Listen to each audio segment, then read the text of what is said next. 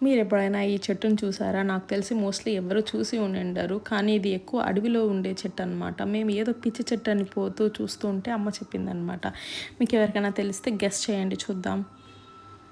నాకు తెలిసి ఎవ్వరికీ తెలియదు మోస్ట్‌లీ. నాకు తెలిసి ఓన్లీ ఫారెస్ట్ విలేజెస్‌లో ఉండే వాళ్ళకి మాత్రమే తెలుస్తుంది ఈ చెట్టు యొక్క వాల్యూ. సో, ఇది కలిం పండ్లు అంటారనమాట. అడవి కలిం పండ్లు. మొత్తం చూస్తా ఉంటే ఈ చెట్టుని రోడ్ సైడ్ ఏదో వేస్ట్ చెట్టు ఏమో అనుకున్నాము. బట్ మా మదర్ చెప్పారనమాట. సో, ఇది యూస్‌ఫుల్ చెట్టు. ఇది తినడం వల్ల ఎన్నో ఆరోగ్యానికి చాలా మంచిదనేసి. సో, నేను మదర్ ఇద్దరం కలిసి ఈ చెట్టుని చూడంగానే నేను చాలా ఎక్సైట్ అయ్యాననమాట. ఎప్పటినుంచో ఈ ఫ్రూట్స్ తినాలి, తినాలి, తినాలి అని ఎక్సైట్‌మెంట్ ఉండేదనమాట. బట్ అది ఆ టైంకి రోడ్డు వాళ్ళు ఏదో ఒక కన్‌స్ట్రక్షన్స్ మీద కట్ చేసేసేదనమాట. ఎప్పుడు అంతే. ఇది నాకు తెలిసి ఒక 7, 8 ఇయర్స్ నుండి ఇదే ప్రాసెసింగ్ అనమాట. ఒకసారి మేము ఫారెస్ట్ వెకేషన్‌కి వెళ్ళినాము అటు సైడు.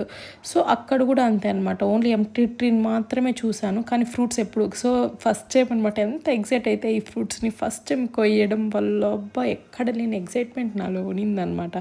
సో, ఫస్ట్ నేను హ్యాపీగా ఎంత ముళ్ళు గుచ్చుకున్నా పర్లేదు ఫ్రూట్స్‌ని అయితే టేస్ట్ చేయాలనేసి ఫస్ట్ నేను మొత్తం పిక్ చేసుకున్నాను అనమాట. ఆ ఫ్రూట్స్ మొత్తం అసలు చెట్లో ఒక్క ఫ్రూట్ కూడా లేకుండా అన్నీ పిక్ చేసుకున్నాను అనమాట. ప్రతి ఒక్క ఫ్రూట్‌ని పిక్ చేసుకొని టేస్ట్ చేస్తే అబ్బా!